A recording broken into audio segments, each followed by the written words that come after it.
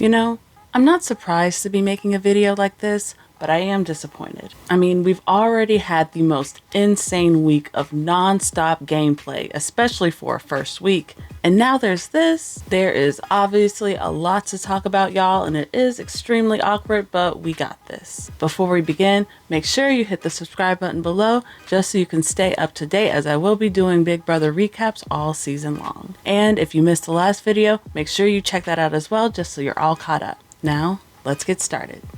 So when we last left off, the house was still divided into two main sides, and each side was actively trying to recruit members to join their team before the next HOH. Cameron was attempting to jump over to Cirie's side while completely dismantling that other alliance, which isn't smart when you think about it, because it's like, if the other side is gone, who are y'all gonna fight? It doesn't ultimately matter though, because nobody on Cirie's side trusts Cameron anyway, and nobody actually wants to work with him. They're just pretending. I could be wrong. Like, here's the thing. He's trying to blow up Reilly's big alliance and protect Reilly at the same time. But I know it does not make sense to me. It's fucking ridiculous. And I'm almost certain of that because he almost like tried to warn me of like, yo, you gotta go talk to the downstairs people. It seems like Cameron is slowly but surely sinking his game. Throughout the day, Cameron is gonna kinda continue to talk down to Reilly like he did the day before. He's still comparing her to a child and then talking down to her as if she were his child. Had far more experience in raising teenagers than I have. I don't mind calling her a teenager. For the love of God, she's a full-grown woman. Mm-hmm. But I can't help it, just see a little kid. For this to be the thing that's making me break down pisses me off. Is that a booger? It's a mascara. Oh. It is kind of hard to watch because Reilly's already in a low place, and now here comes Cameron making it feel like it's her fault that he left the alliance in the first place. Would probably be a good place right now. I'm not saying that you messed everything up. All I'm saying is that you're human. So now Reilly's super sad because she knows that she only has a few real allies left in the house. Jag is one of them, but he's either clueless or in denial because he keeps on trying to reassure her that she has numbers that she just does not have. I don't think you're going home, and I'm going to do everything I can to stop that. Blue is going to do everything, like all 8 of us are going to do everything we can. We're going to pull the numbers. There's no way in hell we let you go home. There's no way. I'm telling you right now, you're not going home next week. And we're going to do whatever we can to figure it out. But, like, I'm telling you, because I know that's a real and not scary thing to think about, but you're not going home. She's probably going home. Maybe not this week, but eventually. Later on, Reilly is going to sit and have a talk with Cirie, and this is where she really starts to break down. I didn't want to hurt anybody's feelings or make them feel like they couldn't feel safe with me or come up here. Listen, you watch these games. I know. It just so happens. It's so much harder when you're here. And I know. I didn't expect this. Like, sorry. Stop it. Reilly.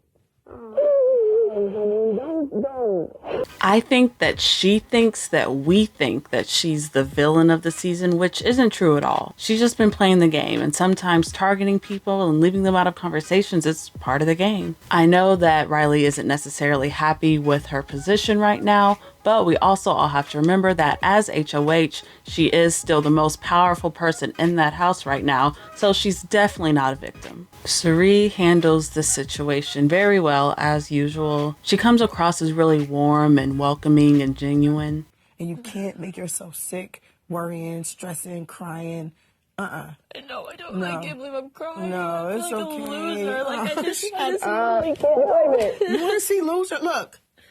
This is a loser. What are you talking about? Look at this. Look at this. I mean, Cirie is in that house being a mother. Later on in the night, Jared, Cory, Hisam, and Luke are all in the have-not room. They're just generally talking about Reilly and all of her breakdowns that she's been having when all of a sudden the feeds cut off. When the feeds return just a few moments later, we catch Luke just super casually saying the N-word for God knows what reason. We were in the cheese room, nigga. Dude. Anyways, we were in the fucking cheese room. Yeah. I'm sorry. You're off the fucking leg. Sorry. You gotta go to bed, Luke. You gotta go to bed. I do. Just spinning it. It wasn't what you thought I was. I was going to call him a narwhal. I wasn't going to say that. I was going to call him a narwhal. I don't give a fuck. A narwhal.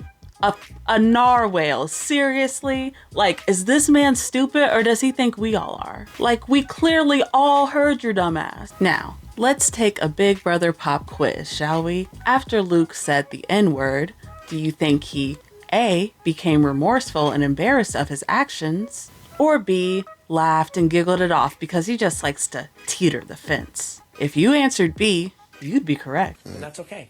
Not everyone will like you. Right? That's fine with me. Yeah. But it's just certain boundaries, though, Hisam. But he likes to teeter the fence. He likes to teeter the fence. He knows that, though. And right? that's why. He knows. Listen, Luke knows that he's playing close to the edge. Exactly. Right? Like, Luke is not stupid. Exactly. Luke knows he's, like, right at the edge. He's right at the edge. Luke is testing everybody's boundaries. But every once in a while, because he knows it's true. Yeah. As the rest of the morning continued on, it didn't look like any of the people that were there were going to mention anything to the rest of the house guests, which was controversial in and of itself. I'm sure Luke was hoping that maybe we didn't hear it and that it gets swept under the rug, but nope. At around noon, the feeds cut off again, and it was announced that Luke had been removed from the game for violating hate speech policy, which everybody in the fandom pretty much agreed with because duh. And I know that there is a very small but loud portion of the fandom that is going to whine and complain about this not being fair, or my personal favorite, Big Brother is too woke these days. But just because people sometimes get away with using slurs in everyday society, that obviously doesn't make it okay. And that especially doesn't mean that we shouldn't push to learn more and do better within this show, especially since it is a microcosm of society. The truth is, Luke knew he had no business saying that word because he's no part of the community. Period. And I wasn't born yesterday, y'all. I know non-black people say this all the time, trying to be cute or trying to sing along to rap music or whatever cringy stuff. But you've got to be a complete idiot to say it on a show like Big Brother, where you know we're always watching and where you know this crazy fandom will drag you for life. You look so dumb right now. The feeds have been off since Luke was removed, so we don't really know how the rest of the house has reacted to this. I doubt production will let us see the majority of the conversation surrounding this, which is really disappointing because I know whatever watered down version we're going to get on Thursday's episode isn't truly going to cover everybody's reactions and how everybody really feels about this situation. I guarantee it. If you enjoyed this recap, once again, don't forget to hit the subscribe button below just so you can stay tuned, as I will be doing recaps like this all season long. I don't know what the current eviction plans are for Thursday. I wouldn't be surprised if the entire eviction was canceled for logistic reasons, if anything. Still though, I don't know anything for sure, so don't quote me. If we do get any big news though, of course I will be there to let you know. But until next time,